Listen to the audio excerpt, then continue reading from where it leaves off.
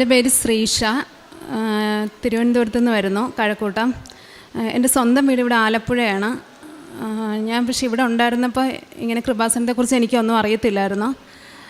2016 ഞങ്ങൾക്കൊരു ആക്സിഡൻ്റ് ഉണ്ടായി. അതായത് ട്രിവാൻഡ്രം പോയി തിരിച്ചു വരുന്ന വഴിയിൽ കരുനാഗപ്പള്ളിയിൽ വെച്ചിട്ട് ഞങ്ങളുടെ കാറ് ടാങ്കർ ലോറിയായിട്ട് ഇടിച്ച് അമ്മയും ഞാനും എൻ്റെ 2 കുഞ്ഞുങ്ങളും എൻ്റെ ബ്രദറുമായിരുന്നു ഉണ്ടായിരുന്നത്. അതിൽ പിന്നെ ഞങ്ങൾ തിരിച്ചു വന്നപ്പോഴേക്കും അമ്മ ജീവനോടെ ഇല്ലായിരുന്നു. ഞാനും എൻ്റെ 2 കുഞ്ഞുങ്ങളും കരുനാഗപ്പള്ളി തൊട്ടുള്ള എല്ലാ ഹോസ്പിറ്റലുകളിൽ നിന്നും റെഫർ ചെയ്ത് ലാസ്റ്റ് വണ്ടാനം മെഡിക്കൽ കോളേജിൽ വന്നു. അവിടെയും അവർ ഇവിടുന്ന് ശരിയാവില്ല എന്നുള്ള ലെവലിൽ ഞങ്ങളെ ലേക്ക് ഷോറിലേക്ക് റെഫർ ചെയ്തു. അങ്ങനെ അവിടെ ട്രീറ്റ്മെൻറ്റൊക്കെ എടുത്തു. 16ാമത്തെ ദിവസമാണ് അമ്മ ഇല്ല എന്നുള്ള കാര്യം ഞാൻ അറിയുന്നത്. പിന്നെ ഡിസ്ചാർജായി വീട്ടിൽ വന്നു. എനിക്കും മോനും ഹെഡ് ഇഞ്ചുറിയും കുറച്ച് കൂടുതൽ പ്രശ്നങ്ങളുണ്ടായിരുന്നു. അങ്ങനെ എൻ്റെ വീട്ടിൽ നിന്ന് കുറച്ച് ട്രീറ്റ്മെൻറ്റൊക്കെ ഓക്കെ ആയി. ഞാൻ വോക്കറിൽ നടക്കാറായപ്പോഴേക്കും ഹസ്ബൻഡ് വീട്ടിലേക്ക് പോയി. അവിടെ ചെന്ന് കഴിഞ്ഞിട്ട് നല്ല രീതിയിൽ കെയറും കാര്യങ്ങളൊക്കെ ഉണ്ടായിരുന്നു. പക്ഷേ വല്ലാത്തൊരു ഒറ്റപ്പെടുന്നൊരവസ്ഥയിലായിരുന്നു ഞാൻ. അങ്ങനെ ഹസ്ബൻഡ് അപ്പം ഞങ്ങളെ നോക്കാൻ വേണ്ടിയിട്ട് ജോലി കളഞ്ഞ് നാട്ടിൽ ഞങ്ങളുടെ കൂടെ വന്നിട്ടുണ്ടായിരുന്നു. ഞങ്ങളുടെ ജീവിതത്തിൽ കുറേ ബുദ്ധിമുട്ടുകളും കാര്യങ്ങളൊക്കെ ഉണ്ടാകാൻ തുടങ്ങി. അങ്ങനെ ശരിക്കും ഒറ്റപ്പെടുന്ന അവസ്ഥയിൽ ആയി ഞാൻ. എനിക്ക് എന്താ ചെയ്യേണ്ടതെന്നോ ഒന്ന് സത്യം പറഞ്ഞാൽ എന്താണെന്നൊന്നും ആരോടെങ്കിലും സംസാരിക്കാൻ പോലും എനിക്ക് ആരുമില്ലായിരുന്നു. അങ്ങനെ ഹസ്ബൻഡ് കുറച്ച് നാൾ കഴിഞ്ഞപ്പോഴേക്കും ജോലിക്കായിട്ട് UAE പോയി. പിന്നെ ഞാനും എൻ്റെ കുഞ്ഞുങ്ങളും മാത്രമായി. ശാരീരികമായിട്ട് ഒരുപാട് ബുദ്ധിമുട്ടുകൾ എനിക്കുണ്ടായിരുന്നു. ആ വേദനയും പിന്നെ അമ്മ പോയി എന്നുള്ളത് ഇതുവരെ എനിക്ക് അക്സെപ്റ്റ് ചെയ്യാൻ പറ്റാത്തൊരു കാര്യമാണത്. അങ്ങനെ എന്താ ചെയ്യേണ്ടത് ഒന്നും ഫുൾ ബ്ലാങ്ക് ആയിരുന്നു. ആ സമയത്ത് യൂട്യൂബിൽ കൂടെ ഓരോ ഈ ഞാനൊരു ഹിന്ദുവാണ്, ക്രിസ്ത്യൻ ടോക്കുകളൊക്കെ ഇങ്ങനെ കേൾക്കാൻ തുടങ്ങി. പിന്നെ എൻ്റെ പകലുള്ള ഒരു പരിപാടി എന്ന് വെച്ചാൽ വണ്ടിയെടുത്ത് കോസ്റ്റൽ ഏരിയയിലേക്ക് പോവും. ആ സൈഡിൽ ഒത്തിരി പള്ളികളുണ്ട്.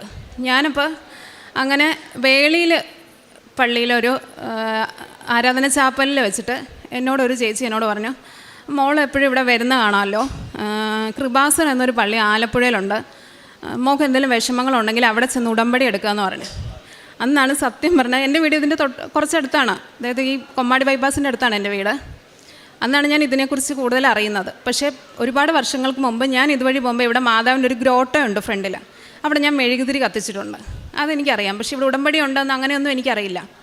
അങ്ങനെ ഞാൻ എൻ്റെ മക്കളെ ആയിട്ട് വന്നിട്ട് ഇവിടെ ഒന്ന് ഉടമ്പടി എടുത്ത്, പിന്നെ അന്ന് സ്ഥിരമായിട്ട് 2018 അവസാനമാണ് ഉടമ്പടി എടുക്കുന്നത്. അപ്പോൾ ഇവിടെ സ്ഥിരമായിട്ട് ധ്യാനം കൂടാൻ വരണമായിരുന്നു.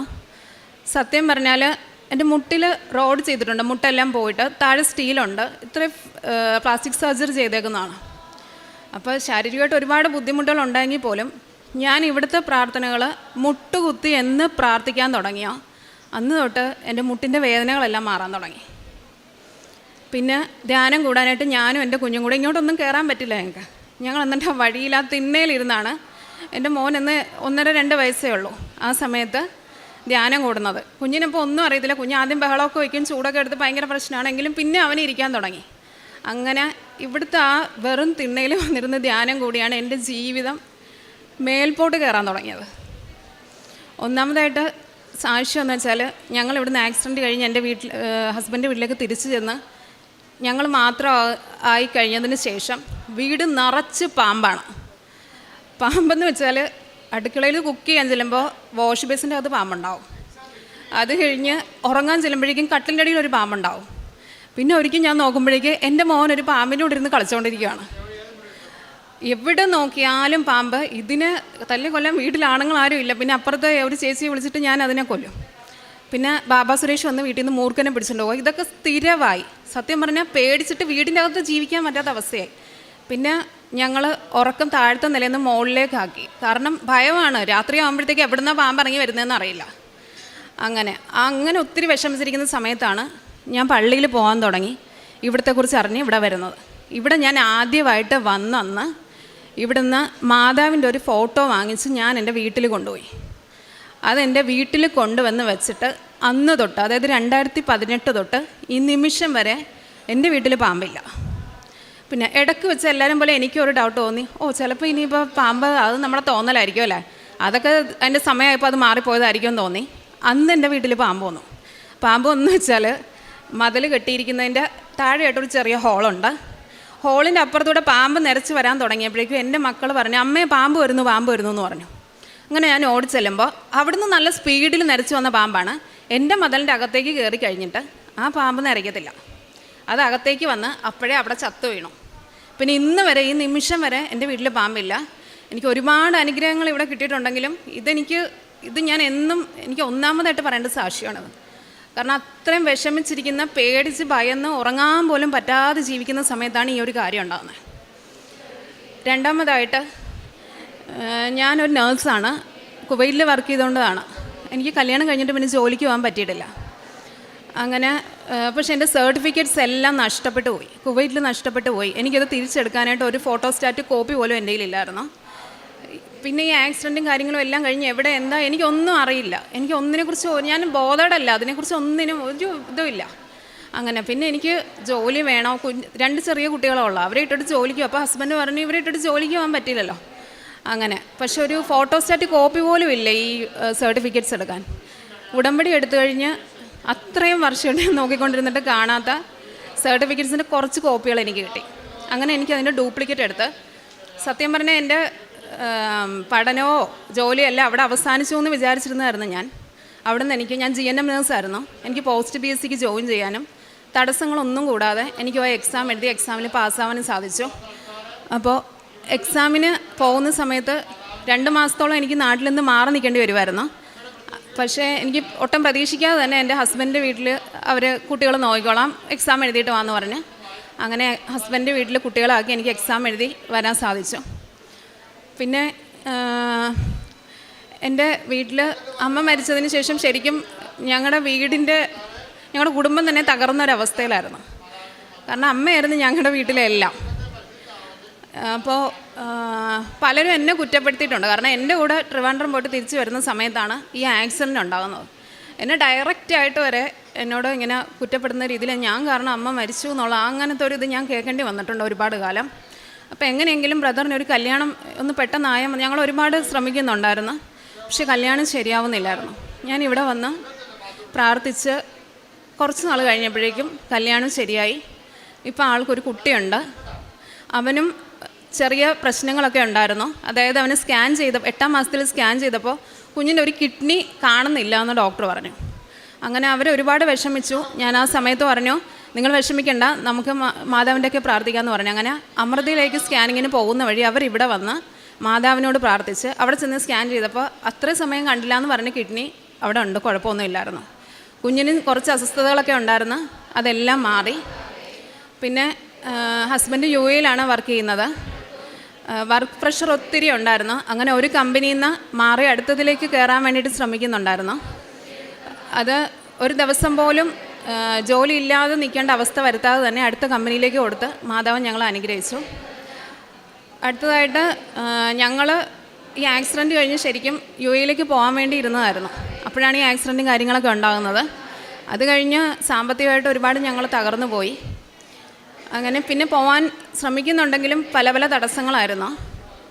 ഞാനൊരു നേഴ്സായിട്ട് പോലും എനിക്ക് വിദേശത്തേക്ക് പോകുന്നതിൽ ഒത്തിരി തടസ്സങ്ങൾ വന്നു. ഇപ്പോൾ ദൈവാനുഗ്രഹം കൊണ്ട് ഞാനിവിടെ കഴിഞ്ഞ സൺഡേ ഞാനിവിടെ ആലപ്പുഴയിൽ വന്നതാണ്. എനിക്കെപ്പോഴും ആഗ്രഹം ഉണ്ടായിരുന്നു ഇവിടെ എപ്പോഴും പകൽ വന്ന് കുറേ നേരം ഇരുന്നിട്ട് പോകാൻ പറ്റണമെന്ന്. കഴിഞ്ഞ ബുധനാഴ്ച തൊട്ട് ഞാനിവിടെ പകൽ വന്ന് രാവിലെ വന്നിട്ട് വൈകുന്നേരം പോകും, അങ്ങനെയാണ്.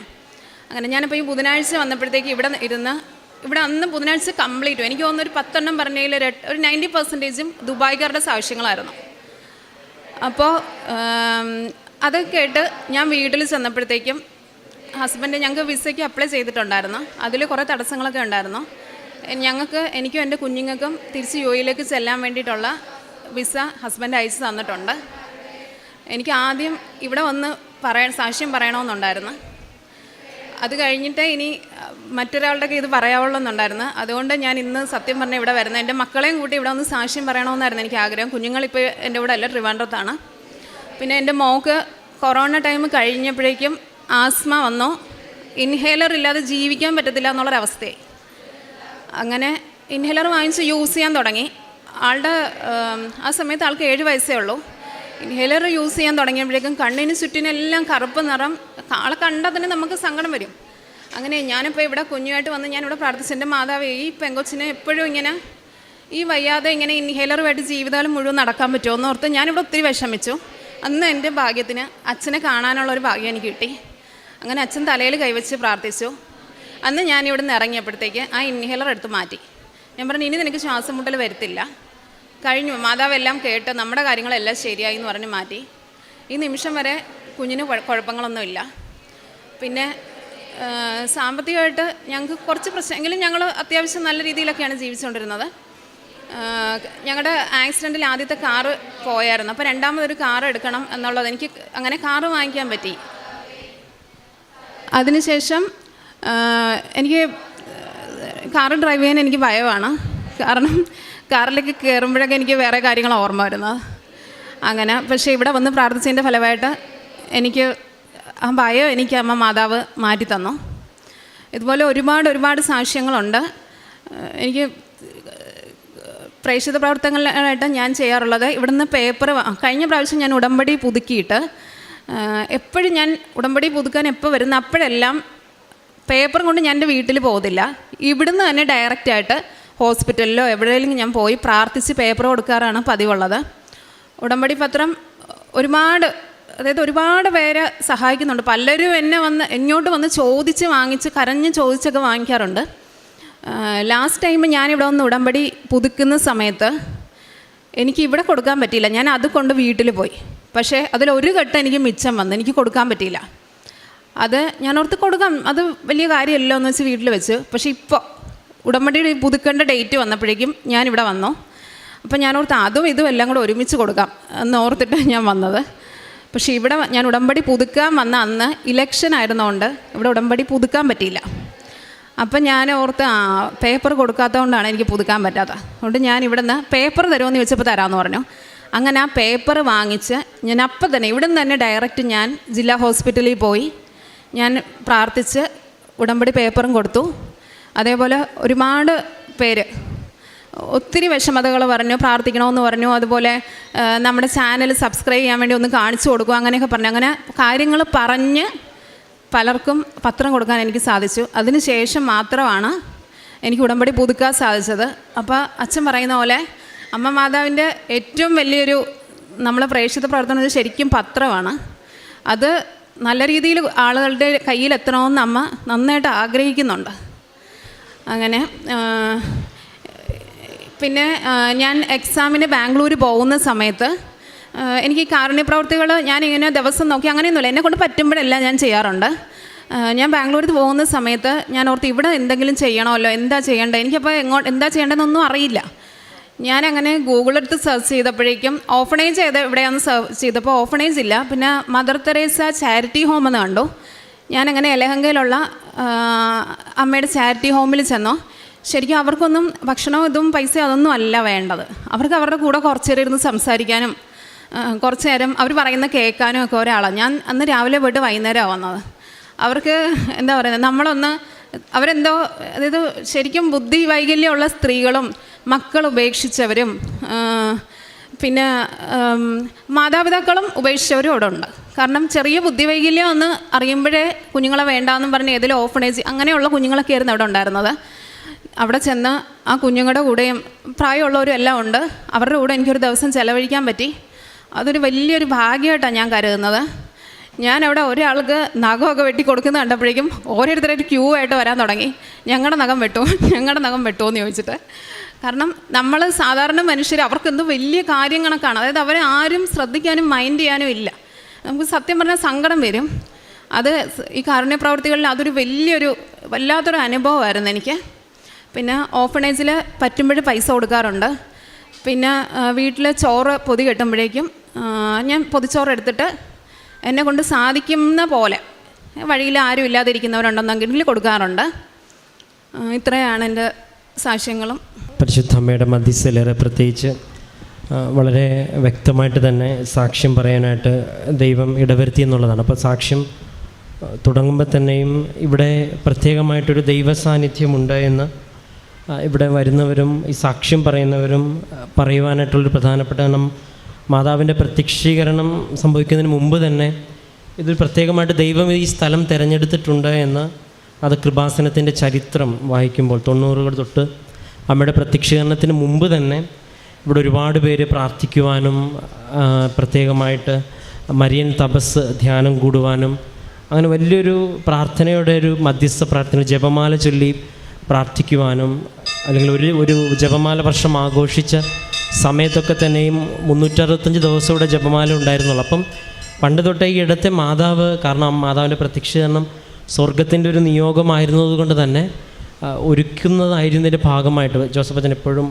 തൻ്റെ ടോക്കിൽ പറയുന്നൊരു കാര്യമാണ്, വർഷങ്ങളോളമുള്ള ഒരുക്കത്തിന് ശേഷമാണ് മാതാവ് തൻ്റെ പ്രത്യക്ഷീകരണം ഈ ഒരു ആലയത്തിൽ നൽകിയതും അതിനും 10 വർഷങ്ങൾക്ക് ശേഷമാണ് ഉടമ്പടി എന്ന പ്രാർത്ഥന നൽകുന്നത്. അതുകൊണ്ട് പണ്ട് ഇവിടെ വന്ന് സഹകരിച്ചവർക്കൊക്കെയും അവരെപ്പോഴും ഓർത്തെടുക്കുന്ന ഒരു പാഠം ഇതാണ്. പണ്ട് ഈ ഒരു പ്രദേശത്ത് മാത്രം അല്ലെങ്കിൽ തീരപ്രദേശത്ത് മാത്രം ഉണ്ടായിരുന്ന പ്രാർത്ഥനാ കൂട്ടായ്മകളും അത് കേട്ടറിഞ്ഞ് കണ്ടറിഞ്ഞവരും വന്നു നിന്നൊരു സമൂഹത്തിൽ നിന്ന് മാറി ഇപ്പോൾ ലോകമെമ്പാടും അമ്മയുടെ പ്രത്യക്ഷീകരണം സംഭവിച്ചതിന് ശേഷം, ഉടമ്പടി ലഭിച്ചതിന് ശേഷം ഇന്ന് ലോകമെമ്പാടും ഈ ഒരു ഇടത്തേക്ക് വരുവാൻ വേണ്ടി ഒരുപാട് പേര് ശ്രമിക്കുന്നതിന് പിന്നിൽ അമ്മയുടെ പ്രത്യക്ഷീകരണം തന്നെയാണ് ഏറ്റവും പ്രധാനപ്പെട്ട വിഷയം. അതിപ്പം ഈ ഒരു സാക്ഷ്യത്തിൽ ഇവിടെ വന്ന് ആരാധന കൂടുന്നതും ഇവിടെ വന്നതിന് ശേഷം മുട്ടൂത്തി പ്രാർത്ഥിച്ചതിന് ശേഷം ആ വേദന ഇല്ലാതാവുന്നതുമൊക്കെ നമ്മൾ പണ്ട് മുതലേ കേൾക്കുന്ന സാക്ഷ്യങ്ങളിലൊന്നാണ്. കാരണം ഇവിടെ ഓരോരുത്തരും വരുന്നത് ഇവിടുത്തെ ഫെസിലിറ്റി ഉള്ളത് കൊണ്ടൊന്നും അല്ലല്ല, ഇവിടെ മാതാവിൻ്റെ രൂപം. അപ്പോൾ ഇവിടെ വരുമ്പം നമുക്കെല്ലാവർക്കും അല്ലെങ്കിൽ പ്രാർത്ഥിക്കുന്ന എല്ലാവർക്കും ദൈവാനുഭവം ലഭിക്കുന്നു അല്ലെങ്കിൽ ഒരു അനുഗ്രഹം ലഭിക്കും എന്നുള്ളൊരു വലിയൊരു തെളിവും അനുഭവം ഒരുപാട് പേർക്ക് ഉള്ളതുകൊണ്ടും ഉടമ്പടി എന്ന പ്രാർത്ഥന അത് നമുക്ക് വ്യക്തമായിട്ട് ഉറപ്പിക്കുന്ന അനുഭവം ലഭിക്കുന്നു എന്നുള്ളതാണ്. അപ്പം സ്വന്തമായിട്ടൊരു ആക്സിഡൻറ്റിന് ശേഷം ഇവിടെ വന്നതിന് ശേഷം അതിൽ നിന്നൊക്കെ പതുക്കെ റിക്കവറി ചെയ്ത് വീണ്ടും ഡ്രൈവിംഗ് ഒക്കെ ചെയ്ത് സ്വന്തമായിട്ട് മുന്നോട്ട് വരാനായിട്ട് ഈ പ്രാർത്ഥന സഹായിച്ചു എന്നാണ്. അപ്പം പതുക്കെ ഒരു ഡിവൈൻ ഹീലിങ്ങിന് വേണ്ടി ഉടമ്പടി സഹായിച്ചു എന്നുള്ളതും ഒപ്പം മറ്റ് ശാരീരികമായിട്ടുള്ള സൗഖ്യം, അപ്പോൾ 2 രീതിയിലുള്ള സൗഖ്യവും ഈ സാക്ഷ്യത്തിൽ ഉണ്ട് എന്നുള്ളതാണ്. അതിൽ മക്കളുടെ കാര്യവും ജീവിതത്തിൻ്റെ എല്ലാ കാര്യങ്ങളുമായിട്ട് ബന്ധപ്പെട്ട കാര്യങ്ങളുണ്ട്. ഉടമ്പടി വസ്തുക്കൾ ഉപയോഗിച്ചതിന് ശേഷം വീട്ടിലുണ്ടായിരുന്ന പാമ്പിൻ്റെ ശല്യം, ഇത് നിങ്ങൾ സാക്ഷ്യങ്ങളെല്ലാം കേൾക്കുമ്പോൾ നിങ്ങൾക്ക് മനസ്സിലാവും. സാക്ഷ്യങ്ങളൊക്കെ ആവർത്തിക്കപ്പെടുന്ന പല കാര്യങ്ങളിലൊന്നും ഈ പാമ്പിൻ്റെ ശല്യവും അതൊക്കെ ഓരോ കുടുംബത്തിൻ്റെ ഓരോ സാഹചര്യം അനുസരിച്ച് അത് എത്രത്തോളം ഒരു കുടുംബത്തെ ബുദ്ധിമുട്ടിക്കുന്നുണ്ടെന്നുള്ള ഇതിനു മുമ്പുള്ള സാക്ഷ്യങ്ങളും ആവർത്തിക്കപ്പെടും. കാരണം അമ്മ ഇങ്ങനെ കണ്ണും രാത്രി ഉറങ്ങാതെ നോക്കിയിരിക്കും മക്കൾ കിടന്നുറങ്ങുമ്പോൾ. അത്രയും ഉള്ള സിറ്റുവേഷനൊക്കെ ഉള്ള കുടുംബങ്ങളുണ്ട് എന്ന് അവരെയൊക്കെ മാതാവ് എങ്ങനെയാണ് പിന്നീട് ഒരു പുത്തൻ ഭവനത്തിലേക്കൊക്കെ മാറ്റുന്നതെന്നുള്ള സാക്ഷ്യങ്ങളുണ്ട്. അപ്പം അങ്ങനെ ജീവിതത്തിൻ്റെ ഏറ്റവും പ്രധാനപ്പെട്ട അത് നമ്മൾ കേൾക്കും, ഇത് അനുഭവിക്കാത്തവർക്കൊക്കെ ഇതിങ്ങനെ ഒരിക്കലും അതിൻ്റെ പൂർണ്ണമായി ഇത് മനസ്സിലാകത്തില്ല. അതെപ്പോഴും അനുഭവങ്ങൾ അങ്ങനെയാണ്. അപ്പം വ്യക്തിപരമായിട്ട് പ്രാർത്ഥന മുടക്കാതെ പിന്നെ പ്രേക്ഷിത പ്രവർത്തനമാണെങ്കിലും കാരുണ്യ പ്രവർത്തനമാണെങ്കിലും വ്യക്തമായിട്ട് ചെയ്യാറുണ്ട്. അപ്പം ഏറ്റവും പ്രധാനപ്പെട്ട അതിൻ്റെയൊക്കെ ഒരു എന്താണ് ബോധ്യപ്പെടൽ ഉണ്ടായിട്ടുള്ളത്. ഒരു പക്ഷേ സാക്ഷ്യത്തിൽ വളരെ കുറച്ച് പേർക്ക് മാത്രമാണ് ഇപ്പോൾ മാതാവ് ആഗ്രഹിക്കുന്നതാണ് ഞാൻ ചെയ്യുന്നത് എന്നുള്ളൊരു ബോധ്യം. പിന്നെ കാരുണ്യ പ്രവർത്തനങ്ങളാണെങ്കിലും ഒരിടത്ത് ചെന്ന് അവിടെ ചിലപ്പോൾ ആവശ്യമുള്ളത് നമുക്കൊരു പൊതിച്ചോറ് കൊണ്ട് കൊടുക്കുന്ന ഏറ്റവും സുഖമുള്ള പരിപാടിയാണ്. അതിപ്പോൾ ചെയ്യാനായിട്ട് പ്രത്യേകിച്ച് വലിയ എഫേർട്ടിൻ്റെ ആവശ്യമൊന്നുമില്ല. പക്ഷേ ഒരാളുടെ അടുത്ത് പോയി കാൽക്കീഴിയിരുന്ന് നഖം വെട്ട് അവരെ കുളിപ്പിക്കുക എന്നൊക്കെ പറയണത്, അപ്പോൾ നമ്മൾ ചെയ്യുന്ന കാരുണ്യ പ്രവർത്തനങ്ങളിൽ പോലും നമ്മൾ എത്രത്തോളം സ്നേഹത്തോടെയാണെന്നുള്ളതാണ്. അപ്പോൾ ഒരാളുടെ സാക്ഷ്യങ്ങൾ കേൾക്കുമ്പം അവർ ചിലപ്പോൾ അവിടെ ഇപ്പം പൊതുവേ നമുക്കിവിടെ പട്ടിണിയുടെ ഒരു പ്രശ്നമൊന്നും നമ്മുടെ കേരളത്തിൽ അധികം വരണില്ല. അവിടെ ആവശ്യം ചിലപ്പോൾ ഒന്ന് അടുത്തിരുന്ന് സംസാരിക്കാനും ഒരു പക്ഷേ അവരെയൊക്കെ ഒന്ന് വൃത്തിയാക്കി കൊടുക്കാനും, അപ്പം ഓരോ സ്ഥലങ്ങളിൽ അവിടെ ആവശ്യം കണ്ടറിഞ്ഞ് ഒരു കാര്യങ്ങളൊക്കെ ചെയ്യാനായിട്ടൊരു ശ്രമം ഉണ്ടാകണമെന്നും സാക്ഷ്യത. അതിൽ ഏറ്റവും മിനിമമായിട്ട് ചെയ്യാൻ പറ്റുന്ന ഏറ്റവും ഈസിയായിട്ട് ചെയ്യാൻ പറ്റുന്ന കുറച്ച് കാര്യങ്ങൾ ചെയ്യുന്നതിനേക്കാൾ ഉപരി ഈശോയോട് തന്നെ പ്രാർത്ഥനയിൽ ചോദിച്ച് കാര്യങ്ങൾ ചെയ്യുമ്പോഴേക്കും ഇതുപോലെ ബോധ്യപ്പെട്ട് നമുക്ക് അൾത്താരയിൽ കയറി നിന്ന് പറയാനായിട്ടുള്ള ദൈവാനുഭവം ദൈവം തരും എന്നുള്ളതാണ്. അതിന് സാധിക്കുക എന്ന് പറയുന്നത് ദൈവത്തിന് ഒരു അനുഗ്രഹമാണ്. ഇത് ദൈവം ആഗ്രഹിക്കുന്നത് കൊണ്ടാണല്ലോ ഇങ്ങനെ ദൈവാനുഭവങ്ങൾ നൽകണത്. പ്രത്യേകിച്ച് ഈ ഒരു വ്യക്തിക്ക് പരിശുദ്ധ അമ്മ വഴി നൽകിയ എല്ലാ അനുഭവങ്ങൾക്കും നമുക്ക് കരങ്ങളടിച്ച് ദൈവത്തിൻ്റെ നാമം മഹത്വപ്പെടുത്താം. അത്യപൂർവ ദൈവാനുഭവങ്ങൾ ഇനി നിങ്ങൾക്കും സ്വന്തം. ഈ യൂട്യൂബ് ചാനൽ ഇതുവരെ സബ്സ്ക്രൈബ് ചെയ്തിട്ടില്ലെങ്കിൽ ഇപ്പോൾ തന്നെ സബ്സ്ക്രൈബ് ചെയ്യുക. ഈ വീഡിയോ ഇപ്പോൾ തന്നെ നിങ്ങളുടെ സുഹൃത്തുക്കൾക്ക് ഷെയർ ചെയ്തുകൊണ്ട് കർത്താവിൻ്റെ പ്രേക്ഷിതരാകുക.